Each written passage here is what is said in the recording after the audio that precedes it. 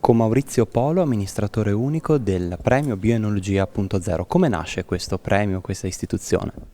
Ma nasce dall'idea che noi qui in Italia abbiamo un patrimonio invisibile, che è quello microbiologico, incredibile.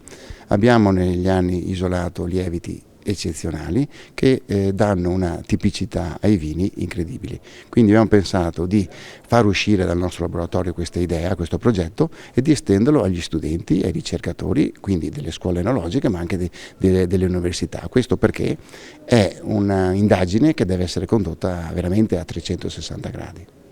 Oggi questa presentazione è ospitata in una delle scuole più famose d'Europa per quanto riguarda l'enologia, quindi anche questo è un viatico per permettere a questo premio di crescere.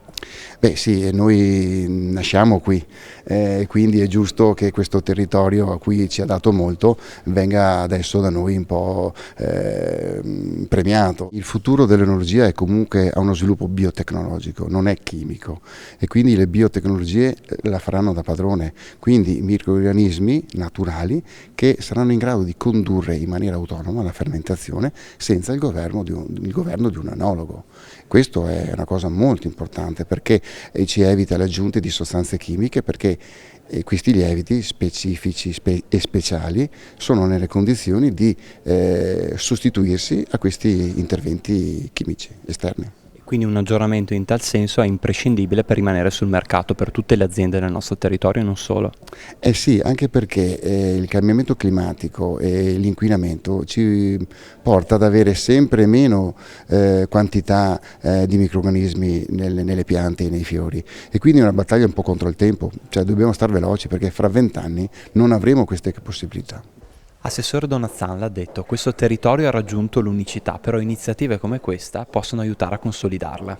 Devono aiutare a consolidarla e devono aiutare a promuoverla. Non diamo mai nulla per scontato. Il buon Dio ci ha dato due cose grandi, la vita e la vite, cioè nel senso che qui attorno abbiamo questo territorio che è stato riconosciuto meritevole.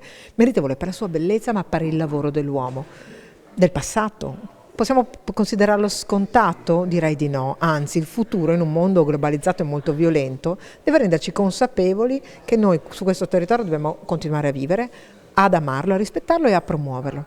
Che un imprenditore come il dottor Polo sia così intelligentemente sensibile nel dire la mia azienda non vive da sola, vive dentro questo territorio, tutto ciò che devo fare lo faccio per questo territorio, per far capire che la capacità dell'Italia di stare nel mondo è proprio legata alla sua unicità, ma dobbiamo continuare a fare ricerca e a investire. E quindi dal punto di vista occupazionale questa è un'intuizione geniale.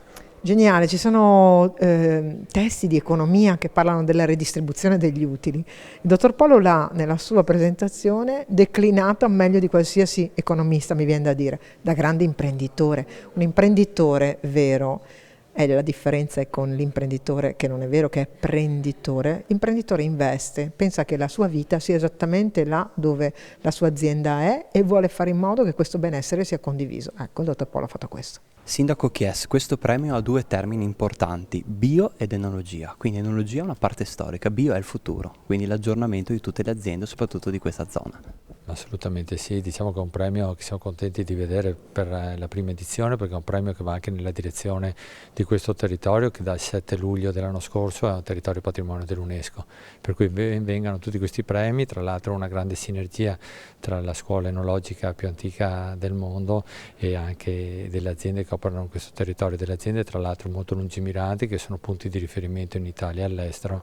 Ci auguriamo veramente che aumentino edizioni di questo tipo, che aumentino premi di questo tipo, che aumenti anche, ripeto, la sinergia tra pubblico e privato, la sinergia tra le scuole e le aziende e il futuro che vogliamo vedere nel nostro territorio.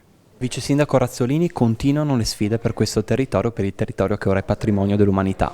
Ma certamente patrimonio dell'umanità vuol dire anche essere sempre di più all'avanguardia e bisogna essere innovativi. Oggi qui al Cerletti di Conegliano c'è stato un bellissimo esempio dove il privato insieme al pubblico, quindi l'istituzione che è la scuola Cerletti, si sono messi insieme per cercare di creare delle maggiori preparazioni anche per quanto riguarda questa borsa di studio, 8.000 euro comunque messi a disposizione dei studenti, vuol dire credere appunto nella ricerca, nello sviluppo, che è una delle basi, diciamo, per la crescita e l'avanguardia per tutto il territorio. Quindi questo fa veramente piacere e auguriamo un buon studio e una buona fortuna in tanti ragazzi che si metteranno a studiare e a darsi da fare per recuperare questa borsa di studio, e anche un grazie all'azienda che appunto crede nel futuro e nei giovani. Dirigente Morgan, quali saranno gli stimoli che un premio di questo genere darà ai vostri studenti e soprattutto come vi metterete in gioco per questo premio? Ecco, per noi è un'opportunità veramente unica. Ci metteremo in gioco sicuramente, metteremo in gioco i nostri studenti, naturalmente i loro docenti. Come lo faremo?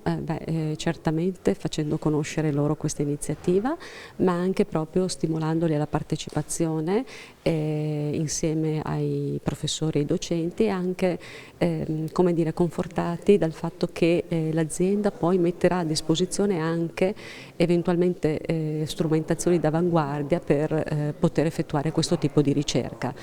Utilizzeremo le nostre sicuramente, tutto quello che sono i nostri mezzi, ma a questo aggiungeremo anche questa possibilità di andare presso l'azienda e potersi attivare direttamente, insomma, e anche farsi conoscere, perché come giustamente diceva prima il dottor Polo, è alla ricerca anche di menti proprio da questo punto di vista, quindi i nostri ragazzi sapranno anche farsi riconoscere per le loro competenze.